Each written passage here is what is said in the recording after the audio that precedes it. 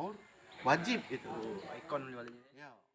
Vaksinasi COVID-19 yang diperuntukkan bagi pelajar SMA Negeri Muara Rupit sebagai langkah dalam mendorong percepatan pencapaian program vaksinasi sesuai dengan program pemerintah.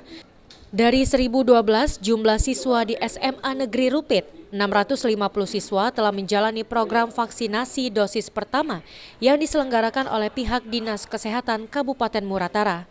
Sedangkan untuk dosis kedua baru 100 siswa yang mengikuti vaksinasi, hal itu lantaran keterbatasan stok vaksin di Puskesmas Muara Rupit.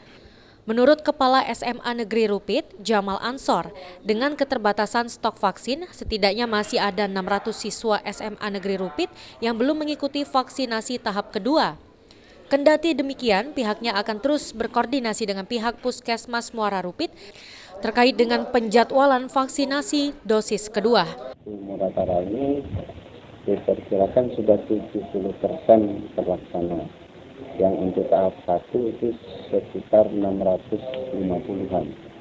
Yang sudah vaksin 100 orang, yang berita dari orang tuanya, konfirmasi dari orang tuanya itu sekitar 100 orang, itu sudah vaksin 1 dan 2. Kemudian untuk pelaksanaan vaksin kedua, yang 600-an, itu masih kami menunggu informasi dari Puskesmas, karena Puskesmas ketersediaan vaksinnya agak kurang mencukupi sehingga masih menunggu antrian. Keterbatasan stok berarti Pak ya? Ya, keterbatasan stok vaksinnya agak kurang. Jadi kita nunggu stok dari situ dan pihak Puskesmas sudah konfirmasi kalau memang sudah ada, mereka akan segera datang menjadwalkan kembali.